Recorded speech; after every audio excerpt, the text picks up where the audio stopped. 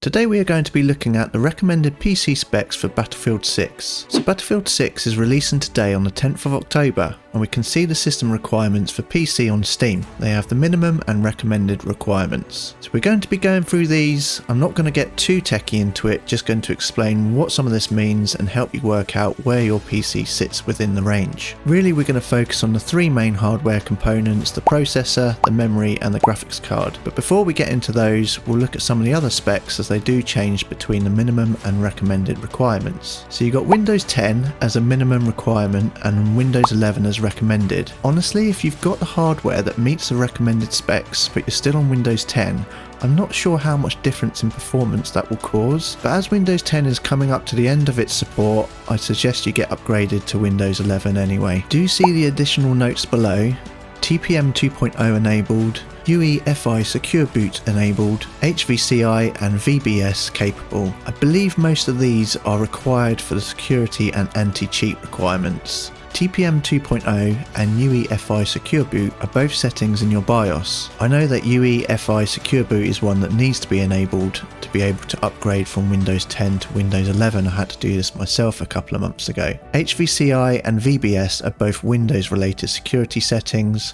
I won't go through these in detail. If you need help changing any of these, I'm pretty sure there'll be plenty of guides available on YouTube. Other general specs we have are DirectX version 12 required for both, and a storage space of 55GB for minimum specs and 80GB recommended. I assume the higher recommended value would be due to an optional extra texture pack or something, which gives you higher quality graphics and textures. Interestingly, on the EA website it specifies that the minimum requirement is an HDD mechanical hard drive, and the recommended is an SSD. This does surprise me, as I find a lot of games of this caliber would recommend not using an HDD, but good news, if that's all you have, then it suggests it'll be fine. I just expect some slower load times. The last of these basic topics are broadband internet needed. It mentions a sound card with no specific recommendations, and VR not supported. Before we get into the main components, what does minimum and recommended requirements really mean? So I would say that the minimum system requirements means that you need these specs to play this game at 720 to 1080p resolution at low to medium settings to get a smooth 30 to 60 FPS. Then the recommended requirements I would say is what you need to play this game at 1080p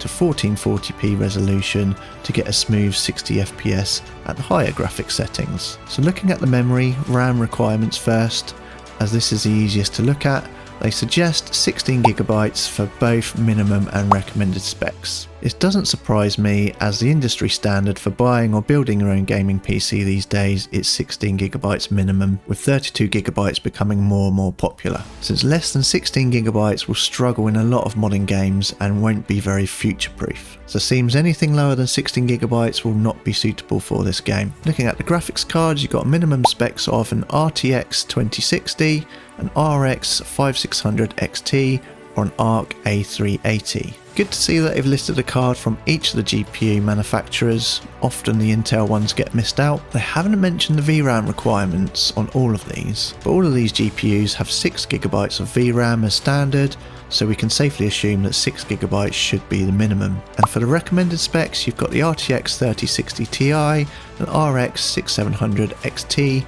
and the ARC B580. They haven't specified the VRAM at all here, but both the RX 600 XT and the ARC B850 come with 12GB, and the RTX 3060 Ti has 8. So seems 8GB is the recommended and above, but I'd expect that cranking up the graphics, the 12GB cards will be more suitable. These recommended cards do surprise me a little, as my last specs video I did was for the game Grounded 2, which had higher minimum and recommended specs than this one, and I would have assumed Battlefield 6 would be more demanding. I guess it shows the game is well optimised and does appear to run on a nice wide range of PCs. The best way to understand what this means and where your graphics card sits within the range is on the Tech Power Up website. We've got a great tool where you can select your graphics card and see where it sits in relative performance to other cards. So here we are going to select 3060 Ti as one of the recommended cards, and you can see in the relative performance box it's sitting at 100%. We scroll down a little bit, we can see the other recommended cards, the 6700 XT and the B580 at 98% and 90%, so slightly less powerful cards. So obviously if you've got a card around this range, then you are spot on for the recommended specs. Now if we scroll down lower, we can see the minimum spec cards and where they sit. So we've got the RTX 2060 at 61%, the RX 5600 XT at 58%, and the ARC 380 is all the way down here at 30%. I'm a little bit worried about this ARC 380 because there's some really low end cards down this area which I don't think will be able to run this game even on the minimum requirements, so I wouldn't trust that one. I would focus on where the RTX 2060 and the RX 5600 XT are sitting. So if you've got cards around that area, you'll be good for the minimum specs. There's still quite a big gap between the minimum and recommended spec cards, so that's good news. It shows that a lot of systems will be able to handle this game. So you can look at where your GPU sits within this range. Obviously if it's in between, then you know you can play the game. The higher up, the higher graphics settings you can have, the lower down, the lower graphics settings you'll have to have. And obviously if your card is way below those minimum spec cards, then you probably won't be able to run the game. One more thing I want to say about the graphics cards is on Steam, they have a Steam hardware and software survey which shows the most popular cards of Steam users. The latest survey we have from September 2025 shows that the RTX 3060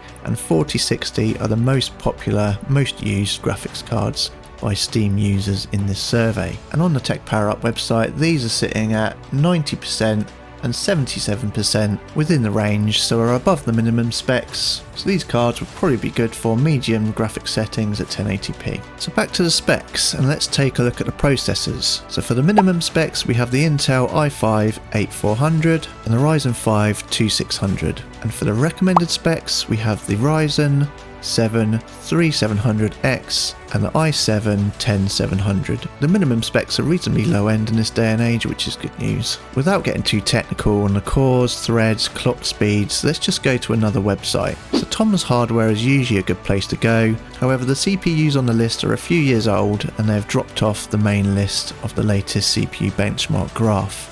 So I've gone through and found the legacy 2020 to 2022 table where we see where these CPUs sit. It doesn't list all CPUs, but it can give a good guide. So we can see the minimum CPUs, the Ryzen 5 2600 and the i5-8400 are down in this area, and the recommended 3700X and the 10700 are up here. So fairly useful to see where your CPU sits within that range to see how far or above it might be. You can go to the different tables if your CPU is older or newer. Another good way to check your CPU compared to the minimum or recommended specs is to go to Google, and let's say you have a Ryzen 3 1200 CPU and want to see how it's compared to the minimum spec CPU of the Ryzen 2600. Just type it in the search like I have here, and userbenchmark.com is usually the site that comes up top. So if we go into there, and here you go, it puts the two CPUs side by side and gives you a percentage, plus or minus, of how this first CPU is compared to the second one here. It does give some other percentages. I tend to just go for this first one, effective speed, to give us the rough guide. So in this check here, we can see that the recommended CPU, the 2600, is 29% better than the Ryzen 3 1200. So really, if you do have the Ryzen 3 1200, it's too low for the minimum requirements. So you can enter your CPU in here and compare it to the minimum and recommended CPUs to see roughly where yours sits.